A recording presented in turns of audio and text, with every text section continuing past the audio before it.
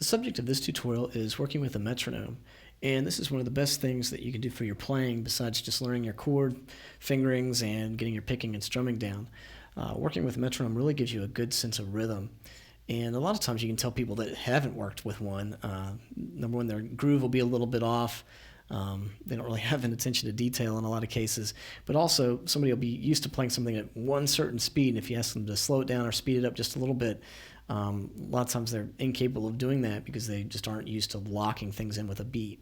And so a metronome can really help you do that. It can also be a shortcut to really getting something into your fingers quickly, and so we'll look at some tips for doing that. I've got several kinds of metronomes sitting here. This first one is an analog metronome, and you actually have to wind this up to get it to work. And these have been around for centuries, and so people have been using those to keep time for quite a while, and those work just fine. You'll see those a lot of times sitting on top of pianos. It's kind of a traditional metronome. This next one uses a battery, but it's really nice in its simplicity. You just turn the dial to the speed you want, so there's not a whole lot you have to mess with on it. It's sort of a one-handed interface, and it also has a nice kind of woodblock sound, so it doesn't really interfere with what you're trying to play and the pitches that you're playing. This last one is a digital one that has like an LCD display, and it's got some other options on it. You can dial in some subdivisions if you're having a hard time with that. It's also got a built-in tuner, so it's kind of nice to have two things in one. So really any of those are fine. The best kind of metronome is the one you're actually using, so it's just a good idea to have one around when you're practicing. When you are first getting into using a metronome, the point isn't really getting things fast. It's really feeling a beat. And so I'm going to set this one at 80 BPMs, and that means beats per minute. So at 80, I'm really playing a little faster than one beat a second. And so when I hear this beat, what I'm really trying to lock into is not hearing the beat and then playing. I'm really trying to feel when the beat's going to come.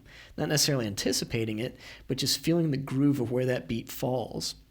And so really, if I'm trying to execute a strum at the same time as that metronome, I'm trying to strum simultaneously with that beat sounding on the metronome.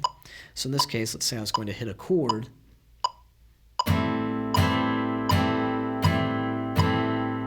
I'm just trying to sort of feel where those beats are going to fall. It's really important also to start off by practicing things slowly. That gives your hands a real chance to learn it and to develop muscle memory. And that's where your hands kind of get to where they're playing on their own. And if you have a combination of muscle memory and head memory, it really helps you play. So in our next segment, we're going to get into our subdivisions and actually look at some tips for practicing with the metronome.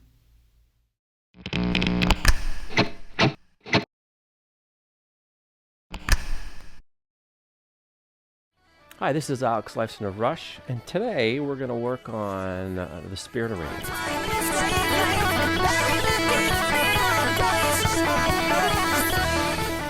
It starts at the F sharp, which is the second fret on the high E string, and it's